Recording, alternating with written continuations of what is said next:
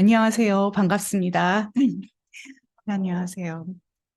음, 저는 어렸을 때부터 가지고 있던 철학이 하나 있었는데, 그 철학은 재미없으면 안 한다. 였어요. 네, 왜 고등학교 수업이 되게 재미없을 수 있잖아요. 그러니까는, 재미없는 것을 할 때 어떻게든 그것을 재미있게 만들어서 해야지 할 맛이 나니까 이제 저는 모든 것들을 이제 게임화하는 어떤 그런 것을 열심히 했던 것 같아요. 안 그러면 안 하니까. 네, 저희 고등학교에서 그렇게 해서 재미없는 것을 재미있게 하려면 정말, 정말 고민을 많이 하고 모든 건수를 다 건수로 만들어서 그것을 재미있게 만들어야 됐던 것 같아요. 음, 그래서 이제 고등학교 때 이제 선생님들이 뭐라고 뱉은 말 한마디 이런 것들을 건수로 삼아 그것을 어떻게든 재밌게 만들려고 노력하고 뭐 이제 그런 저는 고등학생 시절 가다 맨날 그런 고민을 하면서 지냈던 것 같아요. 근데 저희 영어 선생님께서 굉장히 멋진 분이셨고 그분은 수업이 재미있었어요. 왜냐하면 팝송도 많이 가르쳐 주셨고 그리고 뭐 영시 재미있는 것도 많이 갖고 와 주시고 막 이러셨는데 굉장히 키가 크고 되게 멋쟁이 선생님이셨고요. 근데 그분이 어느 날 이제 그날 저희가 공부했던 영어 지문을 끝내고 다음 지문을 이렇게 쓱 보시더니 아, 얘들아, 내가 다음 시간에는 너희가 세상에서 가장 훌륭한 사람이 되는 방법을 알려줄게. 그러시는 거예요. 이거는 건수거든요. 그래서 어떻게 해야 되냐면 적어놔야 돼요. 잊어버리면 안 되니까. 그 수첩에다 적어놓고 이제 다음 시간이 되면은 손을 빨랑 번쩍 들고선 선생님께서 다음 시간에는, 이번 시간에는 세상에서 가장 훌륭한 사람이 되는 방법을 알려주신다고 하셨어요. 라고 이제 말씀을 드리는 거죠. 어, 이런 건 저한테 굉장히 중요한 일이었고, 이제 그것을, 어, 말씀드리고 나서 이제 기대를 하고 듣습니다. 그랬더니 선생님께서 얘들아 잘 들어보렴 하시면서 다음 지문을 읽어주셨어요. 그 이야기는 찰리 채플린의 어린 시절의 이야기였습니다. 미국이 대공황을 겪고 있을 때 찰리 채플린은 한 손에 어린 동생의 손을 잡고 다른 한 손에는 깡통을 들고 뉴욕 시내를 두루두루 돌아다니면서 연명했다고 합니다. 그 어렵게 살던 그 시절 그는 뉴욕의 거리를 걸어다니면서 세상에서 가장 훌륭한 배우가 되겠다는 꿈을 키웠다는 그런 이야기의 지문이었어요. 선생님께서 말씀하셨어요. 이게 가장 훌륭한 사람이 되는 방법이다. 그 어리둥절해 하고 있는 우리에게 선생님께서 찰리 채플린이 중얼거리면서 했던 문장을 다시 읽게 하셨습니다. I am the greatest actor in the world. 우리는 그 문장을 읽고 선생님을 쳐다봅니다. 이 문장의 시제를 보렴. I will become the greatest actor in the world가 아니고 I am the greatest actor in the world라고. 그는 거지로 살면서 자신이 이미 훌륭한 배우라 생각하며 훌륭한 배우의 삶을 살고 있었다고. 꿈을 현재로 살아내고 있었다고 말씀하셨습니다. 음. 이제 이 정도 말씀드리고 나면 아, 설교 끝났구나. 이제 생각하시는 분도 계실 수 있고. 사실 이야기라는 거가 이렇게 뭔가 여운을 남기는 멋진 결말이 있어야 듣는 맛도 있고 하는 맛도 있는 법입니다. 그런데 오늘 말씀은 민수기서의 마지막 장식을 하고 있는 결론인데 뭔가 이상하지 않았습니까? 민수기는 사실 참 재미있는 책입니다. 특히 우리 창세기부터 쭉 읽다가 레위기 읽고 나서 민수기로 넘어가면 진짜 뭐 읽는 맛이 나요. 민수기에서는 이스라엘 백성이 애굽에서 나와서 불기둥과 구름기둥으로 보호를 받으며 만나도 먹고 메추라기도 먹고 광야 생활을 하는 그런 기록이 나와 있습니다. 그리고 그렇게 멋진 일들을 행하고 있는데도 불평과 불만이 가득해서 막 궁시렁거리는 이야기도 많이 나와요. 요단강가까지 와서 가나안 땅을 보고 거기로 정탐꾼을 보내놓고 그들의 보고를 듣고서는 발발발발발 떨고 있는 그런 이야기도 나오고요. 그래가지고 그것의 결론으로 이제 그것의 결과로 이제 한번 그 반역을 하고 뭐 이제 이런 이야기도 나오고 그래서 다시 40년 동안 광야 생활을 하다가 다시 요단강가로 돌아오는 이야기까지 정말 긴 시간의 이야기들이 속속들이 다 펼쳐지는 그런 것을 볼 수 있습니다. 그래서 이런 이야기의 결론이 어떻게 맺어져야 할까를 생각해 보면 좀 다른 방법이 있지 않았을까 하는 생각이 들어요. 그들을 그곳까지 인도했던 모세가 어떻게 죽는지를 서술할 수도 있을 것 같고요. 그렇죠? 근데 모세가 어떻게 죽는지 잘 안 나오죠. 그 모세의 리더십을 여호수아에게 인수하는 뭐 이런 장면으로 뭐 그런 장면을 아주 멋있게 표현한다든지 이런 것도 가능할 것 같은데 너무 재미없게도 민수기의 마지막 결론은 여러 명령과 규례가 계속 선포가 됩니다. 그리고 가장 마지막 장에 나오는 것은 그 명령과 규례에 대한 불평이 나옵니다. 저번에 이렇게 명령하셨는데 이렇게 해야 하지 않을까요? 하는 불평이 나오는 겁니다. 그것도 다른 것도 아니고 여자들이 자신들이 받을 유산에 대해서 왈가불가하는 그런 장면이 나옵니다. 욕심 많은 여자들의 치맛바람의 이야기일까요? 도대체 어떻게 이런 내용이 민수기의 결론이 될 수 있었을까요? 이를 이해하기 위해서는 민수기 27장을 이해하는 것이 도움이 될 것 같습니다. 다 같이 민수기 27장 1절에서 11절 말씀을 함께 읽어봐도 될까요? 아까도 제가 긴 지문을 여러분께 읽게 만들어 드렸는데 한번 같이 읽어봐요. 예? 1절부터 쭉 읽어봅니다. 예. 슬로브앗의 딸들이 나와왔다. 슬로브앗은 요셉의 아들인 므낫세의 가족으로서 헤벨의 아들이요, 길르앗의 손자요, 마길의 증손이요, 므낫세의 현손이다. 그의 딸들의 이름은 말라와 노아와 호글라와 밀가와 디르사이다. 그들은 회막 어귀에서 모세와 제사장 엘르아살과 지도자들과 온 회중 앞에서 서서 호소하였다. 우리 아버지는 광야에서 돌아가셨습니다. 그러나 주님을 거역하여 모였던 고라의 무리 속에 끼지는 않으셨습니다. 아버지께서는 다만 자신의 죄로 돌아가셨습니다. 그런데 아버지께는 아들이 없습니다. 그러나 아들이 없다는 이유로 아버지 가족 가운데서 아버지의 이름이 없어져야 한다니 어찌 이럴 수가 있습니까? 우리 아버지의 남자 친족들이 유산을 물려받을 때 우리에게도 유산을 주시기 바랍니다. 모세가 그들의 사정을 주님께 아뢰었다. 주님께서 모세에게 말씀하셨다. 슬로브앗의 딸들의 한 말이 옳다. 그 아버지의 남자 친족들이 유산을 물려받을 때에 너는 그들에게도 반드시 땅을 유산으로 주어라. 너는 그들의 아버지가 받을 유산이 그 딸들에게 돌아가게 하여라. 너는 또 이스라엘 자손에게 이렇게 일러두어라. 어떤 사람이 아들이 없이 죽으면 그 유산을 딸에게 상속시켜라. 만일 딸이 없으면 그 유산을 고인의 형제들에게 주어라. 그에게 형제마저도 없으면 그 유산을 아버지의 형제들에게 상속시켜라. 아버지의 형제들마저도 없으면 그 유산을 그의 가문에서 그와 가장 가까운 친족에게 주어서 그가 그것을 물려받게 하여라. 나 주가 모세에게 명령한 것처럼 여기서 말한 것은 이스라엘 자손이 지켜야 할 율례이다.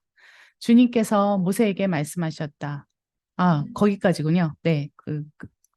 그래서 지금 이제 딸들이 유산을 받게 되는 장면이 나옵니다. 이 말씀에는 오늘 읽은 구약성서 본문에 나오는 슬로브앗의 딸들의 이야기가 나오고 있죠.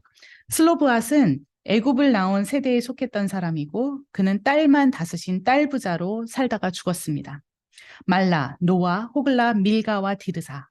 이들은 요단강 건너편에서 모세가 각 지파가 받을 땅을 분배해 주었을 때 그들의 아버지인 슬로브앗의 몫으로 분배된 땅이 아들이 없어 자신들의 세대로 전해지지 않는다는 것을 깨닫고 모세에게 나와 항의한 거예요. 그들의 항의는 하나님께 정당하다는 판정을 받고 딸만 있고 아들이 없는 가문에는 딸이 땅을 상속받을 수 있는 법이 생겼습니다. 모든 것이 아버지와 아들을 중심으로 이루어지던 시대에 상당히 놀라운 결정이 이루어진 것입니다. 오늘 민수기 본문에서는 다시 아까 이게 27장이었잖아요. 근데 이제 36장에 다시 이 다섯 딸들이 움직이는 것을 볼 수 있습니다. 오늘 본문의 첫 부분에는 요셉 자손의 종족 중 므낫세의 손자 마길의 아들 길앗 자손 종족들의 수령들이 나와왔다고 기록하고 있습니다. 재미있는 건 이 수령들이 누구인지 이름이 나와 있지 않아요.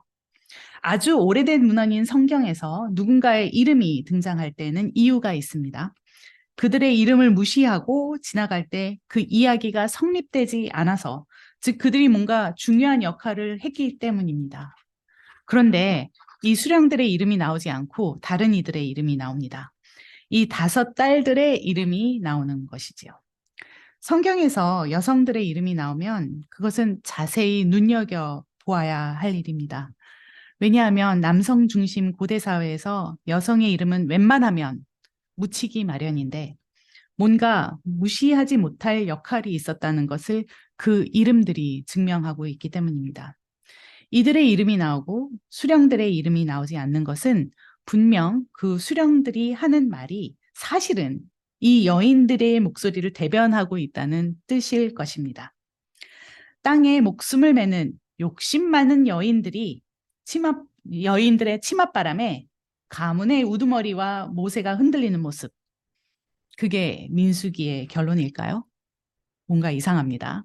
계속 생각해 보면 그들의 주장을 좀 자세히 들여다 봐야 할 것 같습니다. 도대체 땅을 이미 유산으로 받은 여인들이 무엇을 생각하고 주장했기에 이 이야기가 민수기의 결론이 되었을까요?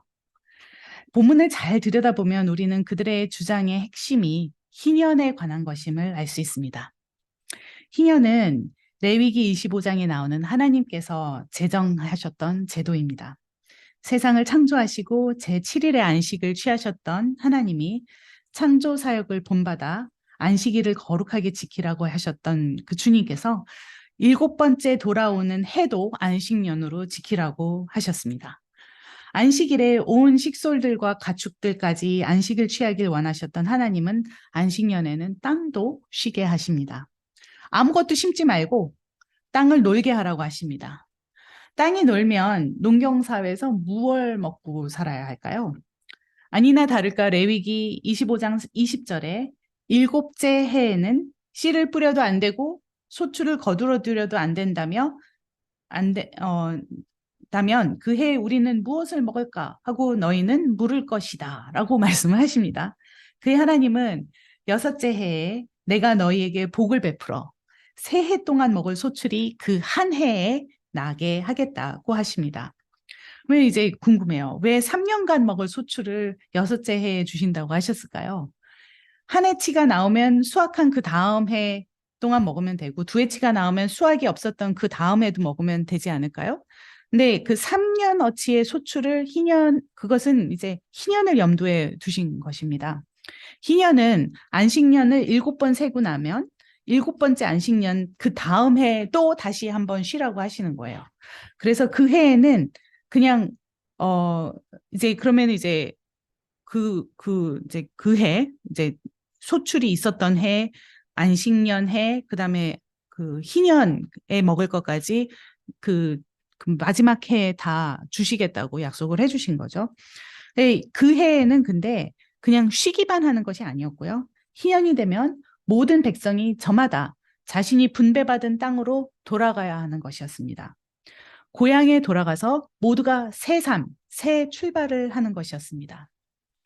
자, 이게 그냥 고향에 가나 보다 뭐 이런 문제가 아니라 사실은 되게 많은 일들이 일어나야 했어요.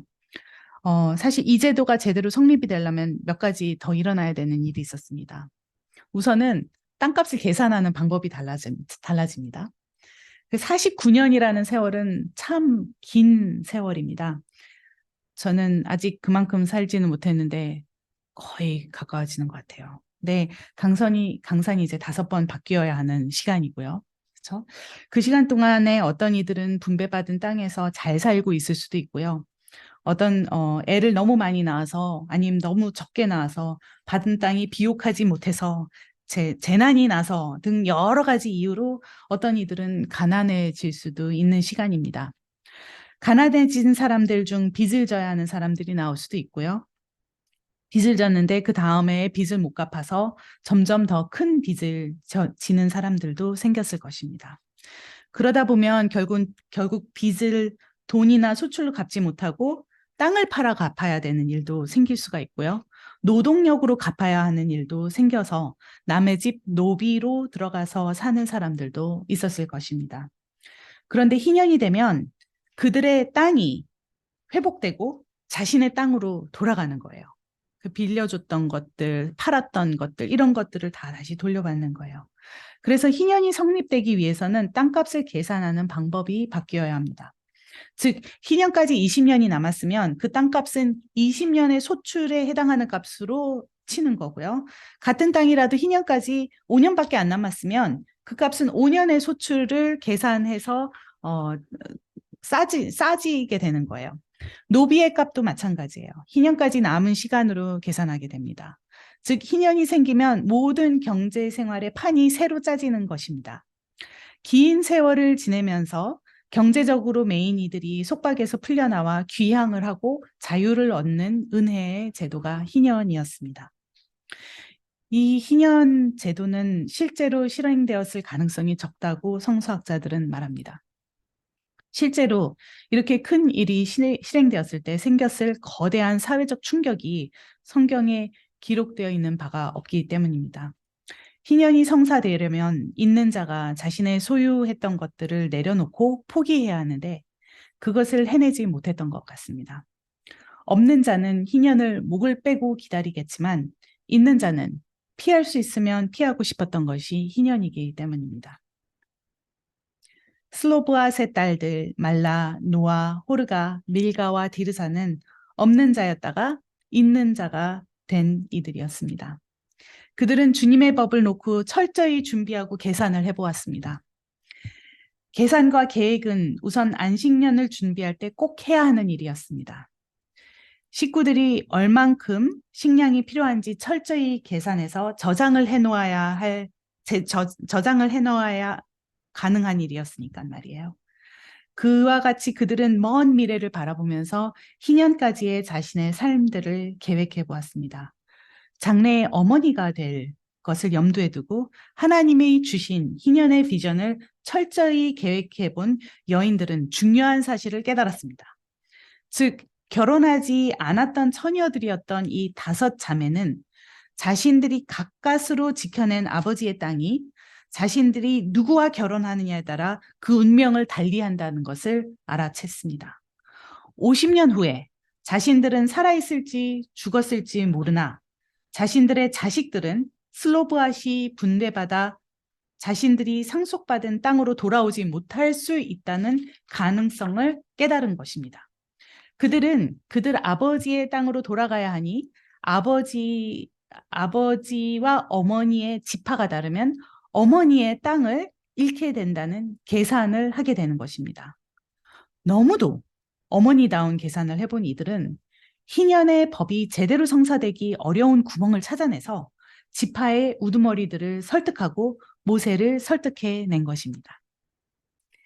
이들의 계산은 성경에서 유일하게 희년이 실제로 이루어질 것으로 예상하고 그려본 그림으로 남아 있습니다. 하나님은 희년의 꿈을 꿈꾸시는데 그 꿈을 같이 꾸고 현실적으로 계획해 본 유일한 사람들이 슬로브앗의 딸들 말라, 노아, 호르가, 밀가와 디르사였던 것입니다. 정의가 물같이 흐르기를 원하시던 하나님의 꿈이 가진 자들의 욕심 때문에 이루어지지 못했던 이스라엘의 현실 속에서 이 희년의 꿈은 저항의 꿈으로 남아 이사야서에서 목소리를 찾고 낮은 자를 찾아오신 예수님의 공생애에서 꽃을 피웁니다. 오늘 복음서 말씀으로 읽었으면 좋았을 말씀인데요. 저희가 읽지 못했던 말씀이 있어요. 예수님께서 공생애를 시작하시면서 회당에 가셔가지고 하셨던 말씀이 있습니다.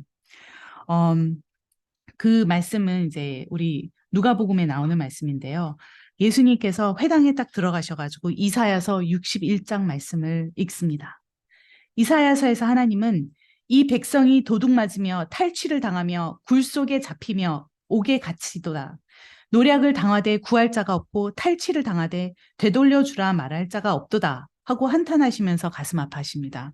이게 이제 43장 22절 말씀인데요. 상한 갈대를 꺾지 않으시고 꺼져가는 등불을 끄지 않으시며 약자에게 공의가 주어지길 원하신 하나님은 간절하게 희년을 이루어 줄 일을 찾으십니다. 예수님께서 그 마음이 담긴 이사야서 61장 두루마기를 찾아서 쫙 펴고 읽으십니다. 주님의 영이 내게 내리셨다. 주님께서 내게 기름을 부으셔서 가난한 사람에게 기쁜 소식을 전하게 하셨다. 주님께서 나를 보내셔서 포로된 사람들에게 해방을 선포하고 눈먼 사람들에게 이 눈뜸을 선포하고 억눌린 사람들을 풀어주고 주님의 은혜의 해를 선포하게 하셨다. 여기에서 은혜의 해가 바로 희년입니다. 이 말씀을 읽으신 예수님은 말씀하십니다. 이 말씀이 너희가 듣는 가운데서 오늘 이루어졌다. 예수님은 가난하고 억눌린 자의 자유와 해방을 꿈꾸시는 하나님의 꿈을 현재로 선포하시고 살아내십니다. 말라, 노아, 호글라, 밀가와 디르사가 계산해서 계획했던 그 희년의 꿈, 면면이 이어와 예수님께서 이루어 나가십니다. 그렇다면 민수기의 결론은 결국 이렇게 구체적으로 하나님의 희년의 꿈을 가슴에 품고 살아낸 여인들의 이야기로 맺어진 것입니다. 하나님의 꿈을 가슴에 품고 산다는 것은 이렇듯 하나님의 꿈이 실현된 현실을 현재에 살아내는 것이라는 것이 바로 민수기의 결론입니다. 민수기의 결론, 좀 멋지지 않습니까? 여러분의 삶 속에서 하나님의 희년의 꿈이 이루어진다면 여러분은 지금 어떤 현실을 살아나가시겠습니까? 우리 모두 어딘가를 향해 달려가고 있습니다. 여러분이 치열하게 살고 계신 삶 속에서 하나님의 꿈을 품고 사신다면 어떻게 달리시겠습니까? 오늘 어떻게 사랑하시겠습니까? 오늘 어떻게 공의를 행하시겠습니까? 오늘 어떻게 억눌린 자가 해방을 얻고 어떤 아픈 이가 치유를 받고 어떤 이가 자유를 얻겠습니까? 제 결론은 여러분이 어디선가 들어보셨음직한 이야기로 하겠습니다. 어느 마을에 비가 너무도 오랫동안 내리지 않아 깊은 가뭄이 들었습니다. 그 마을 사람들은 어느 날 교회당에 모여 비를 내려주시기를 합심해서 기도하기로 했다고 합니다. 그들이 모두 함께 모여 정성을 다하여 하나님께 기도하고 예배당을 나서는 순간 시원시원한 비가 내리기 시작했습니다. 그런데 그 순간 한 소녀 외에는 아무도 우산을 가지고 있지 않았어요. 그 소녀는 하나님께서 우리 기도를 들어주시면 비가 올 것이어서 우산을 챙겨왔어요 라고 말합니다. 꿈이 현재와 만난 삶을 사는 말라, 노아, 호글라, 밀가와 디르사와 같은 소녀입니다. 어린 거지 찰리 채플린이 최고의 배우의 삶을 대공황 중에 현재형으로 살아냈다면 우리는 우리 삶의 상황이 어떠하던 하나님의 꿈을 현재형으로 살아내 보았으면 좋겠습니다. 사랑하는 성도님 여러분의 삶 속에서 이렇게 하나님의 꿈을 품고 살아나가시기를 여러분께 축원드립니다. 이제 함께 기도하시겠습니다. 제가 여러분께 민수기의 결론을 말씀드렸으니 민수기에 나오는 기도를 함께 기도해 보겠습니다. 주님의 꿈을 가슴에 품고 살고자 합니다. 여호와께서는 꿈을 현재형으로 살아내는 우리에게 복을 주시고 우리를 지켜주시기를 원하오며 여호와께서 그 얼굴로 우리에게 비추사 은혜 베푸시기를 원하며 여호와께서 그 얼굴을 우리를 향하여 드사 평강 주시기를 원합니다. 예수님 이름으로 기도드립니다. 아멘.